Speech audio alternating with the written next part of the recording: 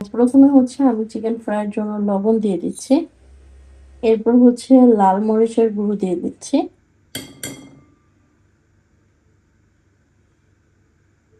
স্পাইসির জন্য এখন হচ্ছে একটু সামান্য পরিমাণ টেস্টিং সল্ট দিয়ে দিব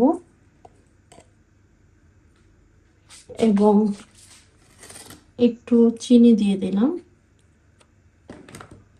আর টমেটো কেচাপ দিয়ে দিচ্ছি। এখানে সয়া সস দিয়ে দেব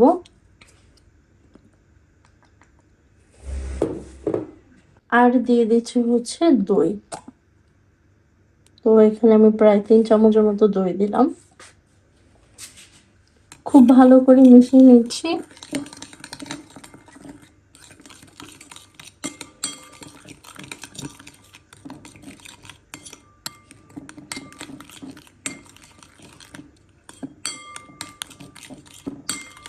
দেখতে পাচ্ছেন কালারটা কতটা সুন্দর এসেছে। সামান্য পরিমাণ হচ্ছে একটু সরিষা তেল দিয়ে দিব। সামান্য না, এখানে আমি একটু সরিষা তেলটা বেশি দিয়েছি, 3 চামচের মতো দিয়েছি। এখন সবকিছু খুব ভালো করে মিশিয়ে নিচ্ছি। এখন এটার মধ্যে দিয়ে দিব হচ্ছে চিকেন।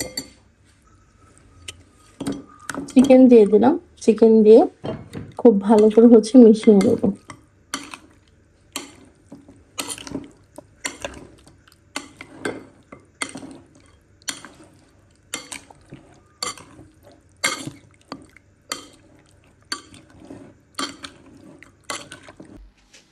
এই জায়গায় হচ্ছে চিকেন ফ্রাই করার জন্য চিকেন খুব ভালো করে মেখে রেখেছি।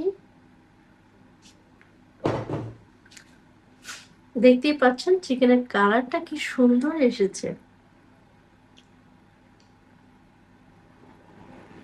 খুবই সুন্দর একটা কালার।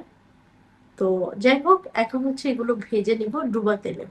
তো আমি ভাজার আগে সামান্য পরিমাণ একটু ময়দা দিয়ে দিব, যাতে হচ্ছে একটু ক্রিস্পি হয়, অনেক বেশি না, একদমই সামান্য পরিমাণে। চিকেনের কালারটা দেখুন, জাস্ট অসাধারণ হয়েছে। এখন হচ্ছে আমি ভেজে নিব। আর এটার মধ্যে সরিষার তেল দিয়েছিলাম, যার কারণে খুবই সুন্দর একটা স্মেল আসতেছে। তেল দিয়ে দিয়েছি, যেহেতু ডুবা তেলে ভাজবো তাই তেলের পরিমাণটা একটু বেশি দিচ্ছি নেব, যাতে হচ্ছে নিচে না লেগে সেজন্য।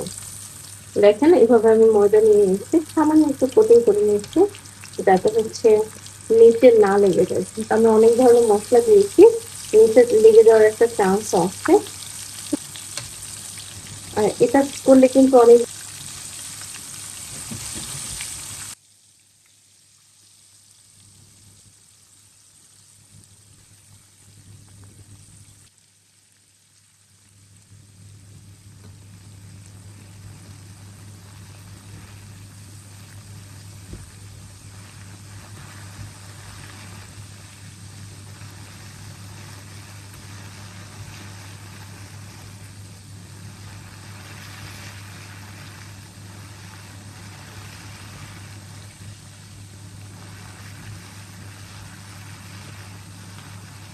চিকেন ভাজা হয়ে গিয়েছে, এখন হচ্ছে উঠিয়ে নেব।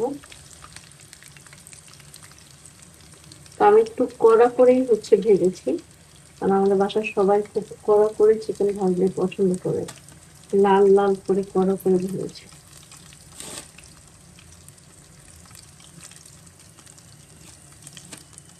দেখুন চিকেন গুলোর কালার খুবই সুন্দর এসেছে।